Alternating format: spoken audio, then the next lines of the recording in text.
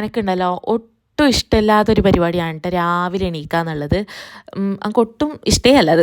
എന്താണെന്നറിയില്ല. ആരെങ്കിലും അങ്ങനത്തെ ആൾക്കാരുണ്ടെങ്കിൽ കമൻറ്റ് വിലോ. എനിക്കൊരു 10-11 മണി വരെയെല്ലാം കിടന്നുറങ്ങാൻ ഭയങ്കര ഇഷ്ടമാണ് കേട്ടോ.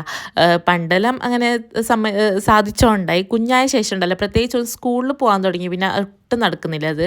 കാരണം അവന് 8 മണിയാകുമ്പോൾ സ്കൂളിലെത്തണം. അപ്പം അതിന് മുമ്പ് അവന് ബ്രേക്ക്ഫാസ്റ്റും കാര്യങ്ങളെല്ലാം കൊടുക്കണം. അതുകൊണ്ടാണ് ഇപ്പോൾ രാവിലെ എണീക്കുന്നത്. പക്ഷേ 6:30 എണീക്കണമെങ്കിൽ ഞാൻ 5:30 മണിക്കേ അലാറം വെച്ച് തട്ടി മുട്ടി എണീറ്റ് വരുമ്പോഴേക്ക് 6:30 മണിയെങ്കിലും ആവട്ടാ. പിന്നെ എളുപ്പത്തിനുള്ള ബ്രേക്ക്ഫാസ്റ്റ് എളുപ്പപ്പണിയാണ്. എല്ലാം വലിയ ഭയങ്കര ഹെവി ആയിട്ടൊന്നും വേണ്ട ഇടാ. അപ്പം ആലു പൊറാട്ടയാണ് ഇന്ന് ഉണ്ടാക്കുന്നത്. അപ്പം ഞാൻ മസാല ഇന്നലെ രാത്രി തന്നെ ഉണ്ടാക്കി വെച്ച്.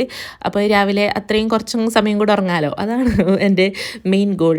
പിന്നെ ആലു പൊറാട്ട ഒരു ഭയങ്കര ഈസി ആയിട്ടുള്ളൊരു പണിയാണ് കേട്ടോ. കാരണം അതിന് പ്രത്യേകിച്ച് കറി ഉണ്ടാക്കണ്ട, അങ്ങനെയെല്ലാം ഒരു ബെനിഫിറ്റ്സ് ഉണ്ട് ഇത് ഉണ്ടാക്കിയാൽ.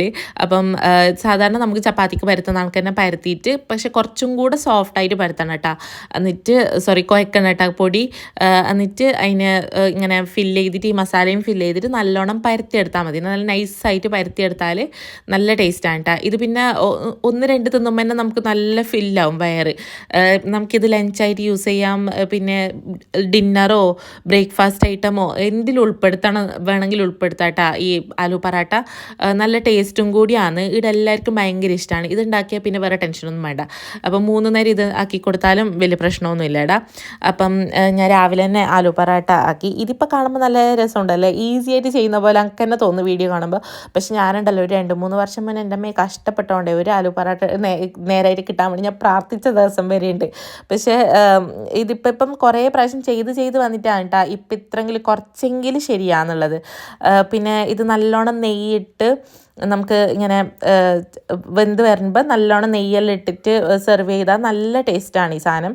പിന്നെ സിമ്പിളായിട്ട് ഒന്നെങ്കിൽ തൈരിൽ കുറച്ച് ജീരകം വറുത്ത് പൊടിച്ചതും ഉപ്പും കൂടി ഇട്ട് മിക്സ് ചെയ്ത് കഴിക്കാനും ഭയങ്കര ടേസ്റ്റാണ്. പിന്നെ ഒരു നല്ലൊരു ചായയും കൂടി ഇട്ടിട്ട് ബ്രേക്ക്ഫാസ്റ്റ് കഴിച്ചിട്ടാ. അപ്പോൾ ബായ്.